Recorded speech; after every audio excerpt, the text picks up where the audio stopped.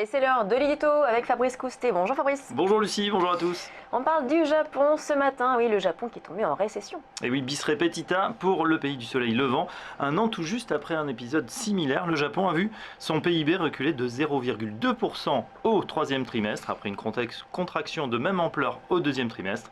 2 trimestres dans le rouge au niveau de la croissance. C'est donc la récession pour la troisième économie mondiale qui n'arrive toujours pas à reprendre le chemin de la croissance durable malgré la politique volontariste du Premier ministre Shinzo Abe et de ses fameux Abenomics. Et oui, donc c'est un coup dur du coup pour ce Premier ministre qui voit sa deuxième récession depuis son accession au pouvoir en 2012. Oui, alors petite précision, cette fois ce n'est pas la consommation des ménages qui est en cause. On se souvient que l'an dernier, celle-ci avait été freinée, notamment par le relèvement de la TVA. Cette fois-ci, la consommation tient bien, elle compte pour 60% du produit intérieur brut, on le rappelle, et elle s'est légèrement redressée, plus 0,5% sur un trimestre contre moins 0,6% au deuxième trimestre. En fait, la baisse du PIB provient essentiellement des entreprises nippones. Sans surprise, elles réagissent avec prudence au ralentissement du voisin chinois, un partenaire commercial majeur du Japon. Déjà réticente à investir malgré des bénéfices solides, les entreprises ont choisi plutôt d'écouler leur stock accumulé ces derniers mois plutôt que d'investir. Un déclin qui a apporté une contribution négative de 0,5 points à l'évolution du PIB.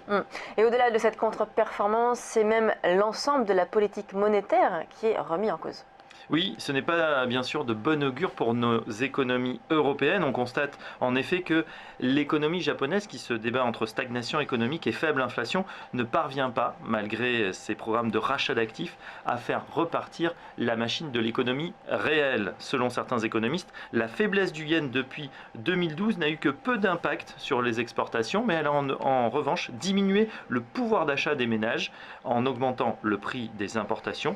Face à cette incertitude quant à son efficacité, la Banque du Japon a décidé de ne pas augmenter son quantitative easing qui se porte à 80 000 milliards de yens, soit plus de 630 milliards d'euros par an, soit à peu près le même montant que celui injecté par la BCE en base annuelle. Dans ces conditions, pas sûr que les gérants continuent à investir sur le Japon, régulièrement cité comme deuxième investissement de prédilection derrière l'Europe. Merci Fabrice. Je rappelle le niveau du CAC 40 après 27 minutes de cotation. Nous sommes à 4870 points, moins 0,82%. Voilà pour le CAC 40.